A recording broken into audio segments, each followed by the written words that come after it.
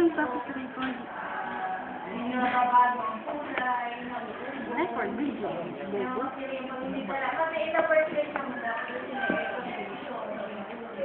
Para wala tayong pagkakasama.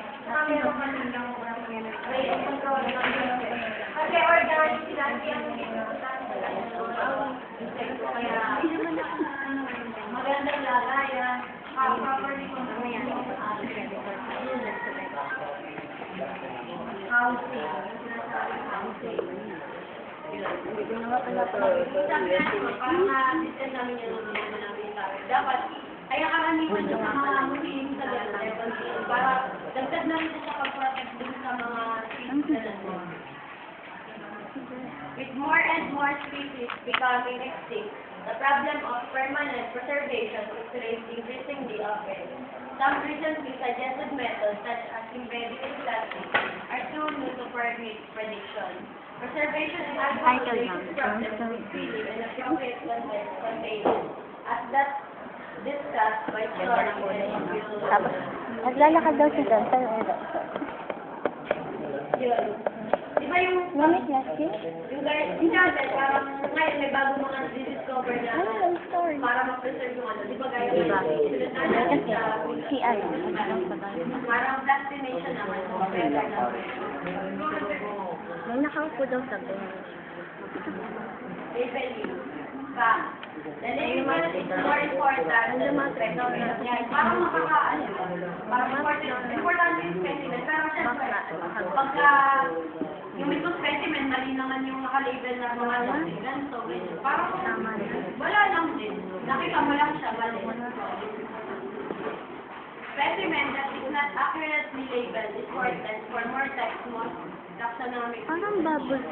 Parang wala lang po information. Parang ano ng bubble. Ay, sorry.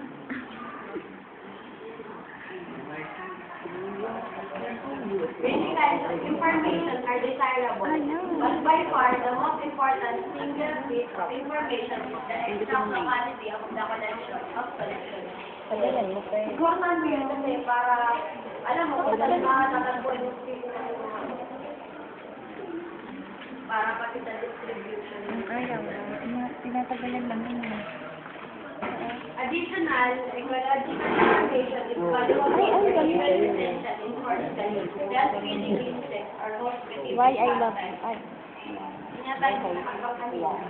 Yun, nagay sa mother side. Yan yung mga collected na para sa inyo. You have amazing eyes. So, yung aming place of selection.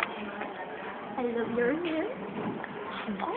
Ang aming place of collection is the same, pero iba pa yung ika. Your voice. Your voice makes me Pag-aaral cry. na pinililit sa nila, so also, kung ano ba,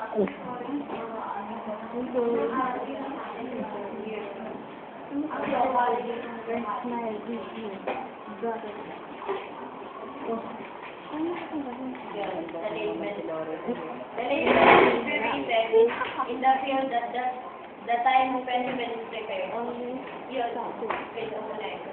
Di ba, halimbawa, kumuha kayo sa isang certain space ng isang specimen, kailangan, lagyan mo na sa cabinet na label na ito yun. Di ba, wala na. Kasi mahirap. Alam mo, igabihan mo yung magkapalit-palit na yung mga saan. In the first place, you have the field label. Then you have the label also, different pieces on the other part. Label of time is not sufficient. Any replacing of temporary labels with later permanent ones is a potential source of error. So, di ba, kung papalitan ng pangalan, parang tatanggalin, tapos lalagay na naman, parang, ay, baka nga magtalutuhan, kaya potential, kaya dun sa nakalagay lang siya. Parang compare ng error ng pagpapangalan. All essential data should be recorded on the original label. Dapat may kopya din dun sa mismong video sa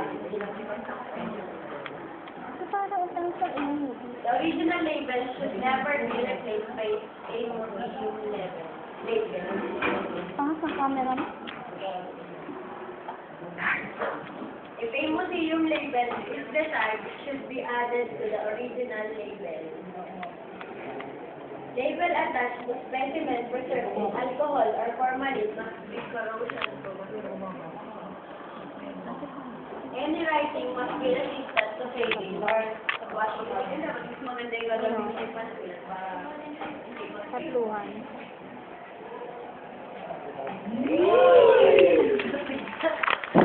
Nako.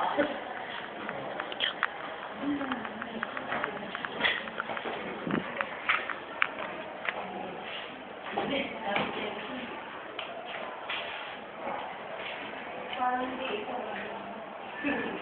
Maganda pa ba?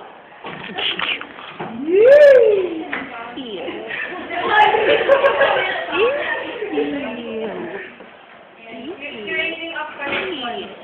Alam niyo ba yung curator? Familiar ba kayo? Di ba halimbawa yung meron iba pa yung nag-support sa loob, iba pa yung so yung parang pinaka-manager sa loob. So yung guardian ng bawat collection. Kumbaga sa library, so yung head librarian. So, after ng systematic collection, siyempre, kailangan dun i-curate din yung mga,